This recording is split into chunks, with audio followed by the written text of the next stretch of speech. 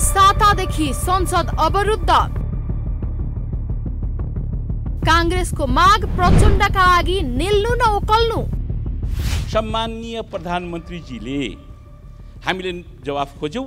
सम्माननीय प्रधानमन्त्रीजीले न्यायाधीश जस्तो एकदमै हुकुम परवानगी दिने राजा महाराजा जस्तो एकदम क्लीन चिट दिने प्रयास गर्नुभयो। किन संसद अवरुद्ध गरिरहेको छ कांग्रेसले? संसद अवरोध गरे पनि भत्ता लिन नछाड्ने प्रवृत्ति। कसरी अनिर्णयको बन्दी बन्दैछ मुलुक? अवरुद्ध संसद तथा प्रधानमन्त्री प्रचण्ड सामु उत्पन्न चुनौती विशेष। The news review.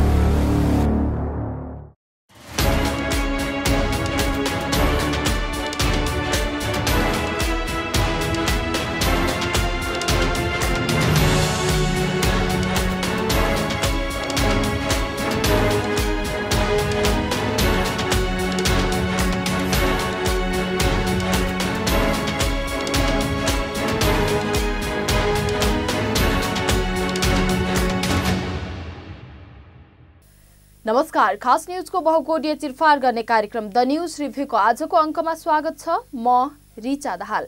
दर्शकवृन्द, हाम्रो देशले संसदीय शासन प्रणाली अवलम्बन गरेको छ। संसदीय शासन प्रणालीको मुटु भनेकै संसद हो। संसद भनेको मुलुकका लागि विधि निर्माण गर्ने मुख्य थलो हो।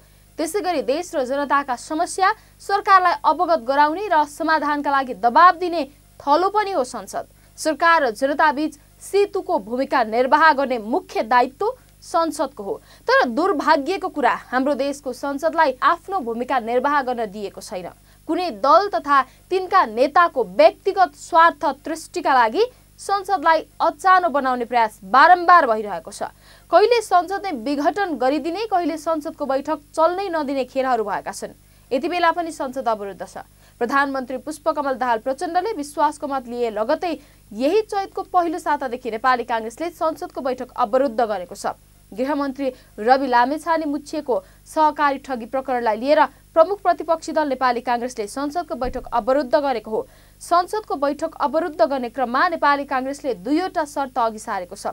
पहिलो शर्त हो सहकारी ठगी प्रकरणको छानबिनका लागि गृहमन्त्री लामेछानेले पदबाट राजीनामा दिनुपर्ने। दोस्रो शर्त हो गृहमन्त्री लामेछानेले पदबाट राजीनामा नदिए सहकारी ठगी प्रकरण छानबिनका लागि संसदीय समिति गठन गर्नुपर्ने। तर प्रधानमन्त्री प्रचण्ड नेपाली कांग्रेसले राखेका यी दुवै शर्त स्वीकार गर्न नसक्ने परिस्थितिमा हुनुहुन्छ। नेपाली कांग्रेस पनि आफ्ना यी दुई मध्ये कम्तीमा एउटा शर्त पूरा नभए संसदको बैठक चल्न नदिने पक्षमा छ। अवरुद्ध भइरहेको संसदको चालु अधिवेशनलाई छिट्टै समापन गर्ने मुडमा प्रधानमन्त्री प्रचण्ड हुनुहुन्छ। तर संसदको बैठक अवरुद्ध भएको यो पहिलो पटक भने होइन।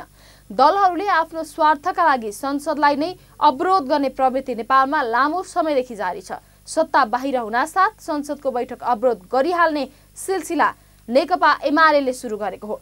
एमाले सुरु गरेको त्यही विकृतिलाई नेपाली कांग्रेसले यति बेला पनि निरन्तरता दिएको छ। एकातिर संसद अवरुद्ध भएकै कारण कतिपय महत्त्वपूर्ण विधेयक पारित नहुँदा देशले ठूलो नोक्सानी बेहोर्नु परेको छ।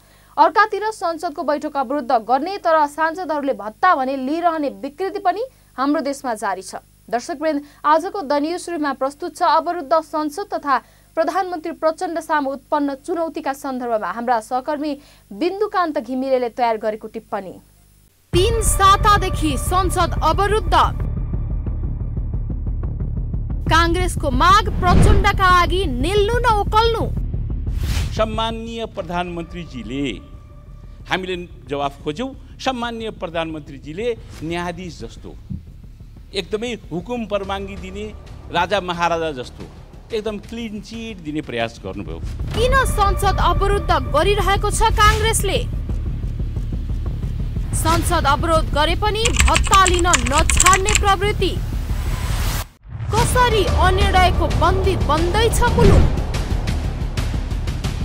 अवरुद्ध संसद तथा प्रधानमन्त्री प्रचण्ड सामु उत्पन्न चुनौती विशेष। The news review. सत्तासीन दलहरू र प्रतिपक्षबीच असहमतिका कारण संसद अवरुद्ध हुने स्थिति आएको वा अवरुद्ध भएको यो पहिलो पटक होइन। संसदका कतिपय अवरोध महिनौसम्म चलेका छन्। एमालेको नाममा सबभन्दा लामो समय संसद अवरुद्ध गरेको रेकर्ड छ। 2057 सालमा एमाले 57 दिन संसद अवरुद्ध गरेको थियो भने 2078 सालमा लगातार 143 दिन अवरुद्ध गरेको थियो। अन्ततः दलहरूले दुवै पटक ती अवरोधको निकास निकाले। संसदीय राजनीतिको एउटा सुन्दर पक्ष नै त्यही हो, समय लाग्ला तर त्यसको दलहरू बीचको विवादको निकास निक्लिन्छ। विवादका मुख्य पक्षहरूलाई मान्य हुने गरी सहमति निकाल्छन् र राजनीतिलाई एउटा सन्तुलनको रेखामा अघि बढाइन्छ। यसपालि पनि दलहरूले निकास निकाल्न जरुरी छ। संसदको बैठक अवरुद्ध गर्नुलाई कुनै पनि कोणबाट जायज भन्न मिल्दैन, किनकि समस्याको समाधान गर्ने मुख्य स्थल नै संसद हो। तर नेपाली कांग्रेसले अहिले जुन शर्त अघि सारेको छ त्यसलाई नाजायज भन्ने ठाउँ छैन, किनकि सहकारी ठगी प्रकरण यति बेला देशको सबैभन्दा ठूलो आर्थिक समस्या हो। विभिन्न सहकारी मार्फत लाखौं जनताको खरबौं रुपियाँ ठगिएको छ।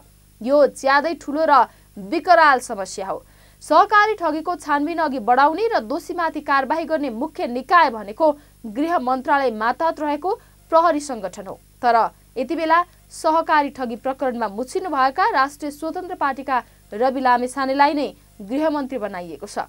लामिछानेको मातहतमा रहेको प्रहरी संगठनले सहकारी ठगी प्रकरणको निष्पक्ष छानबिन गर्ने कुरामा शंका उत्पन्न हुनु स्वाभाविकै हो। यस्तो अवस्थामा सरकारलाई खबरदारी गर्नु प्रमुख प्रतिपक्षको मुख्य जिम्मेवारी हो। यो जिम्मेवारीबाट नेपाली कांग्रेस उम्कन सक्ने ठाउँ छैन। नेपाली कांग्रेसले राखेको यो माग त्यति जटिल पनि छैन। पहिलो कुरा त रवि लामिछाने बाहेक गृहमन्त्री बन्न यो मुलुकमा अरू सबै सांसद अयोग्य छन्। यहाँ निर्विकल्प हुनुहुन्छ भन्ने पटक्कै होइन। सहकारी ठगी प्रकरण छानबिनको टुङ्गो नलाग्दासम्म राष्ट्रिय स्वतन्त्र पार्टीले आफ्नो अर्को सांसदलाई गृहमन्त्री बनाउन सक्ने ठाउँ मज्जाले छ, किनकि राष्ट्रिय स्वतन्त्र पार्टीका बाँकी 20 जना सांसद पनि उत्तिकै काबिल छन्। दोस्रो कुरा, गृहमन्त्री लामिछाने राजीनामा दिन तयार नभएको अवस्थामा सहकारी ठगी प्रकरण छानबिनका लागि प्रहरीको सट्टा संसदीय समिति गठन गर्न सकिने विकल्प पनि नेपाली कांग्रेसले अघि सारेको छ। नेपालको प्रहरीले गृहमन्त्री मुछिएको सहकारी प्रकरण छानबिन गर्न नसक्ने पक्का पक्की हो। बरु प्रमाण नष्ट गर्न नेपाल प्रहरी बाध्य हुन्छ। तर संसदीय छानबिन समितिले भने गृहमन्त्री त परे जाओस्, प्रधानमन्त्री संलग्न भएको प्रकरणमा पनि मज्जाले छानबिन गर्न सक्छ। त्यसैले नेपाली कांग्रेसले अघि सारेको दोस्रो शर्त धेरै नै लचिलो र जायज छ। तर प्रधानमन्त्री प्रचण्ड नेपाली कांग्रेसले अघि सारेको दोस्रो शर्त पूरा गर्न समेत तयार देखिनु भएको छैन, किनकि प्रधानमन्त्री प्रचण्डमाथि धेरै बाध्यताहरू छन्। चुनौती नै चुनौतीको घेरामा प्रधानमन्त्री प्रचण्ड हुनुहुन्छ। दर्शकवृन्द, द न्यूज रिभ्यूको अबको श्रृङ्खलामा प्रस्तुत छ अवरुद्ध संसद सुचारू गर्न प्रधानमन्त्री प्रचण्डका सामु के चुनौती छन् त भन्ने सन्दर्भमा छोटो चर्चा। वर्तमान गृहमन्त्री रवि लामिछानेले राजनीतिमा आउनुभन्दा अघि गोर्खा मिडिया नेटवर्कमा 15% सेयर लिएर ग्यालेक्सी टेलिभिजन सञ्चालन गर्नुभएको थियो। गृहमन्त्री लामिछाने पूर्व साझेदार रहेको गोर्खा मिडिया नेटवर्क र त्यसका अध्यक्ष जीवी राईमाथि सहकारीको पैसा अपचलनको आरोपमा प्रहरीले छानबिन गरिरहेको कुरा पनि सत्य हो।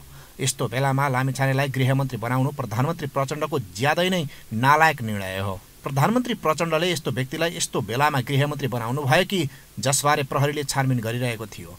गोर्खा मिडियामाथि सहकारीको 65 करोड रुपैयाँ भन्दा बढी रकम अपचलनमा प्रहरीले छानबिन गरिरहेकै बेला गोर्खा मिडियाकै साझेदारलाई गृहमन्त्री बनाउन प्रधानमन्त्री प्रचण्ड किन बाध्य हुनुभयो?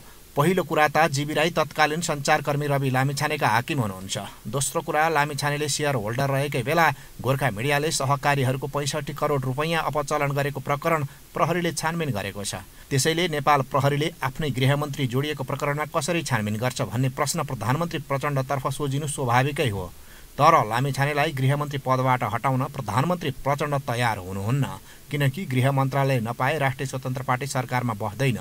रवि लामिछाने गृहमन्त्री नहुने अवस्थामा राष्ट्रिय स्वतन्त्र पार्टी सरकारमा बस्दैन भन्ने कुरा विगतमा पनि पुष्टि भइसकेको छ।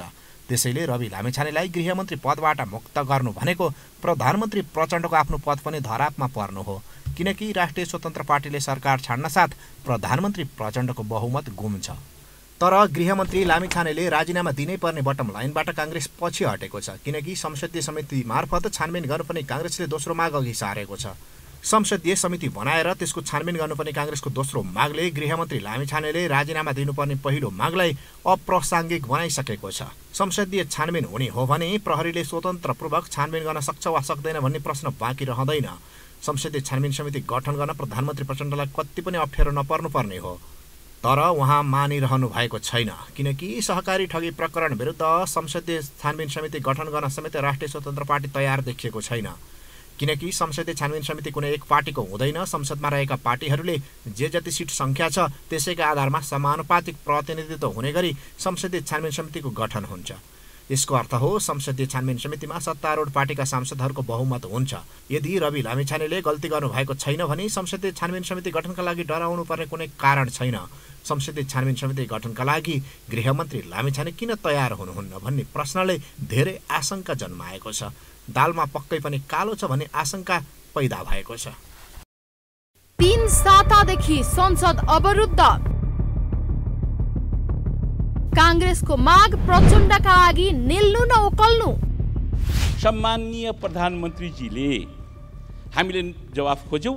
सम्माननीय प्रधानमन्त्रीजीले न्यायाधीश जस्तो एकदमै हुकुम परवानगी दिने राजा महाराजा जस्तो एकदम क्लिन चिट दिने प्रयास गर्नुभयो। किन संसद अवरुद्ध गरिरहेको छ कांग्रेसले? संसद अवरोध गरे पनि भत्ता लिन नछाड्ने प्रवृत्ति। कसरी अनिर्णयको बन्दी बन्दैछ मुलुक? अवरुद्ध संसद तथा प्रधानमन्त्री प्रचण्ड सामु उत्पन्न चुनौती विशेष। The news review.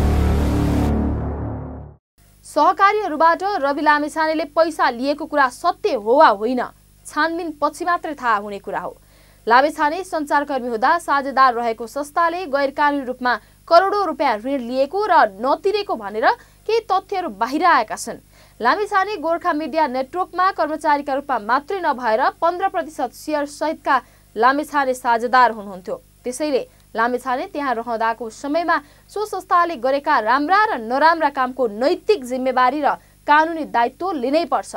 आफू आबद्ध भएको संस्थाको नैतिक जिम्मेवारी र कानुनी दायित्वबाट लामिछानेले चाहेर पनि उन्मुक्ति पाउने अवस्था छैन।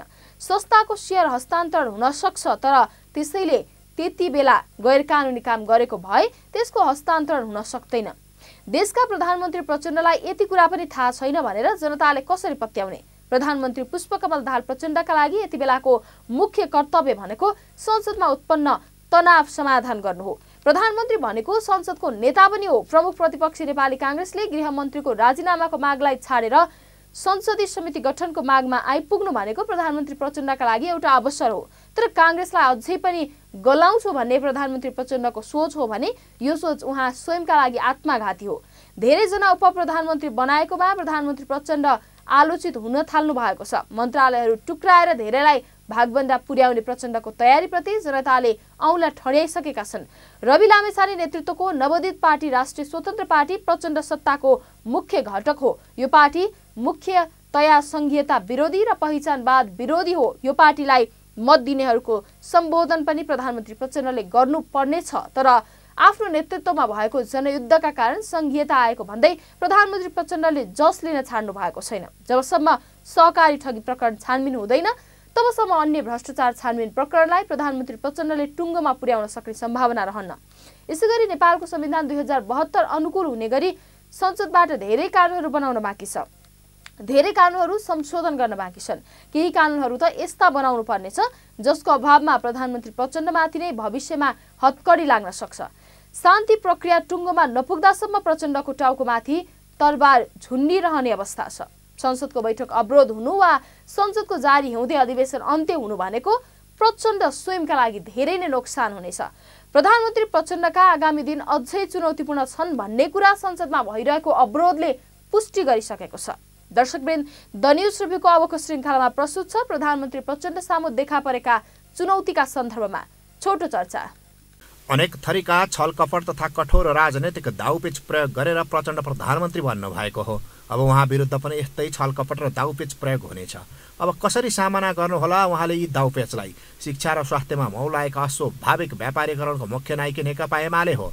केपी ओलीलाई सारथी बनाउनु भएका प्रचण्डले शिक्षा र स्वास्थ्य क्षेत्रको व्यापारीकरण रोक्न सक्नुहोला। घाँस बाँस र कपास मात्रै होइन, शिक्षा स्वास्थ्य र रोजगारीलाई पनि जनताको मौलिक हकको सूचीमा संविधान अन्तर्गत राख्न लबिङ गरेको माओवादीले नै हो। यो सरकारको नजर यसतर्फ जान सक्ला? जनताका दैनिक आवश्यकता तथा माग पूरा हुन नसक्दा जन्मिएको नयाँ राष्ट्रिय स्वतन्त्र पार्टीको महत्वाकांक्षालाई प्रचण्डले कसरी सम्बोधन गर्नुहोला? संविधानमा उल्लेख गरिएको मौलिक हक अनुसार निशुल्क शिक्षा, स्वास्थ्य उपचार साथै रोजगारीको व्यवस्था गर्नेतिर प्रचण्ड सरकार लाग्न सक्ला। जनताले सधैँ नेताका मुखबाट सुन्ने गरेको विकास र समृद्धिको सपना केही मलजल होला वा उही उजाड खेती झैँ होला। कुशासनका कारण बढ्दै गएको हत्या, हिंसा, अराजकता, सामाजिक असुरक्षा अन्त्यका लागि के कस्ता पहल होलान्? छिमेकी राष्ट्रहरूलाई आफ्नो विश्वासमा लिएर सन्तुलित सम्बन्ध राख्न प्रचण्ड नेतृत्वको सरकारले सक्ला। असंलग्न परराष्ट्र नीतिमा सुधार र विश्वसनीयता कायम गरेर अघि बढ्न सक्ला। नवोदयमान महाशक्ति राष्ट्र चीनले अघि सारेको सुरक्षा सम्बन्धी कार्य योजनामा आफ्नो नीति तय गर्ने चुनौतीको हल गर्न सफल होला। अर्को शक्तिशाली छिमेकी भारतसँग बढ्दै गएको सीमा समस्यालाई समाधान गर्न यो सरकार सफल होला। एमसीसी सम्झौतालाई सम्झौता अनुरूप कार्यान्वयन गर्ने, सत्ता सारथी र प्रतिपक्षलाई साथमा लिएर अगाडि बढ्न प्रचण्ड सरकार सक्ला। एसपीपी सम्झौताबारे यो सरकारले स्पष्ट धारणा सार्वजनिक गरी बिच्किएको अमेरिकासँगको सम्बन्धलाई सुदृढ गर्न सक्ला। बीआरआई परियोजनामाथि यो नयाँ सरकारले के कस्ता निर्णय लिएला? पूर्वाधार विकास क्षेत्रमा लगानीको आधार र आर्थिक सहायता जुटाउन कति कठिनाइको सामना बेहोर्नु पर्ला? सार्क राष्ट्रको भाइचारा सम्बन्धभित्र परेका अनेकौं जालो र गाँठो कतै पनि नचुडालिकन फुकाउन पर्ने दायित्व पूरा गर्न सक्ला। यस्ता अनगिन्ती चुनौती र व्यथितिका कूटनीतिक, राजनीतिक एवं जनसेवा वितरण जस्ता कार्य प्रधानमन्त्री प्रचण्ड सरकारका लागि फलामको चिउरा चपाउनु सरह हुने निश्चित नै छ। 3 सातादेखि संसद अवरुद्ध।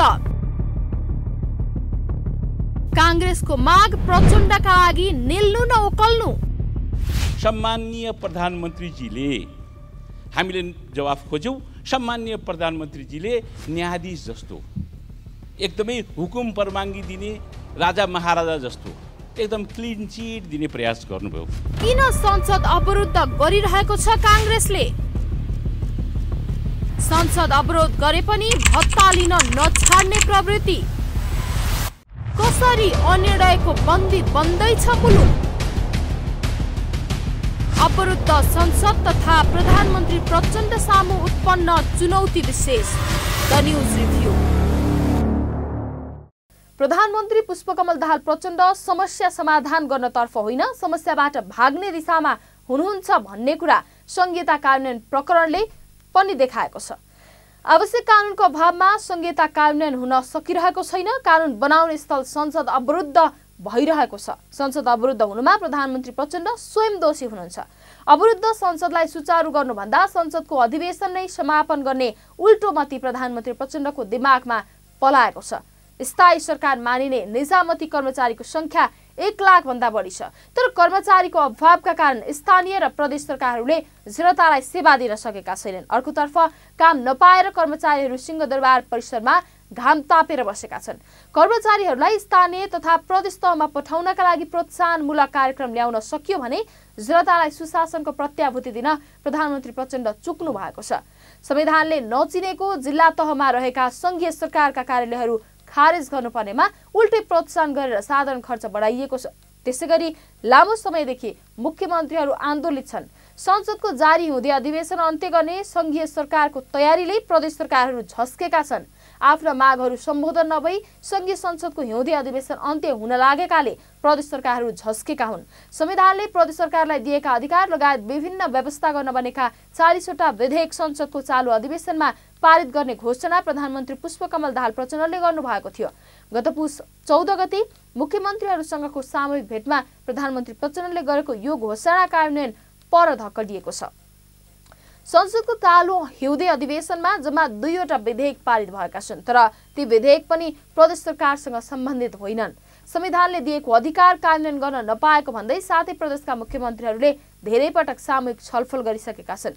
प्रधानमन्त्रीलाई भेटेर पटक पटक ज्ञापन पत्र दिइसकेका छन्।